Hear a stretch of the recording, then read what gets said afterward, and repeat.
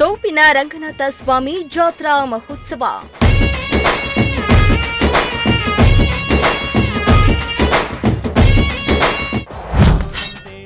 ಸಾವಿರಾರು ಸಂಖ್ಯೆಯಲ್ಲಿ ಹರಿದು ಬಂದ ಭಕ್ತ ಸಾಗರ.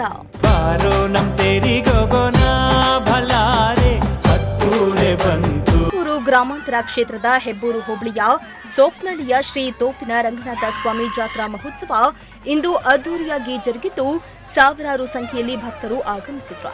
ಸುಮಾರು 5 ದಿನಗಳ ಕಾಲ ನಡೆಯುವ ಈ ಜಾತ್ರೆ ತುಂಬಾ ವಿಶೇಷವಾಗಿದ್ದು ಹೊರ ರಾಜ್ಯದಿಂದಲೂ ಭಕ್ತರು ಆಗಮಿಸಿ ದೇವರ ದರ್ಶನ ಪಡೆದು ಪುನೀತರಾದರು.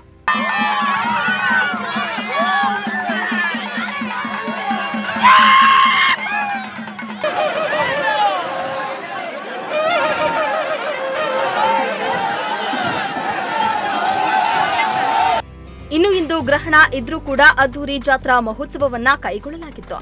ಜಾತ್ರಾ ಮಹೋತ್ಸವದ ಅಂಗವಾಗಿ ತೋಪಿನ ರಂಗನಾಥ ಸ್ವಾಮಿ ದೇಗುಲದಲ್ಲಿ ಬೆಳಗ್ಗೆಯಿಂದಲೂ ಹೋಮ ಹವನ ನಡೆಸಲಾಯಿತು. ಅಲ್ಲದೆ ದೇವರಿಗೆ ವಿಶೇಷವಾಗಿ ಬೆಣ್ಣೆ ಅಲಂಕಾರ, ಹೂವಿನ ಅಲಂಕಾರವನ್ನ ಮಾಡಲಾಗಿತ್ತು.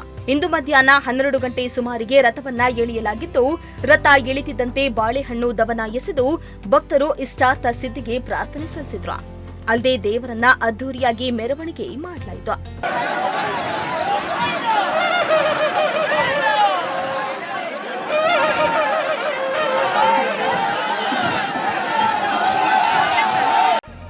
ಇನ್ನು ಜಾತ್ರಾ ಅಂಗವಾಗಿ ನಿನ್ನೆ ರಾತ್ರಿ ದೇವರ ಅದ್ದೂರಿ ಮೆರವಣಿಗೆ ಕೈಗೊಳ್ಳಲಾಗಿದ್ದು, ಮೆರವಣಿಗೆಯುದ್ದಕ್ಕೂ ಭಕ್ತರು ಪಟಾಕಿ ಸಿಡಿಸಿದ್ರು.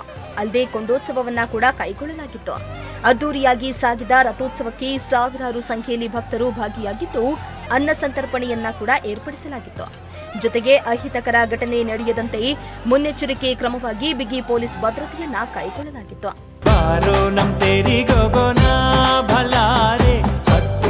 ಶ್ರೀನಿವಾಸ ಸೋಪ್ನಳ್ಳಿ, ಪ್ರಜಾಶಕ್ತಿ ಟಿವಿ, ತುಮಕೂರು.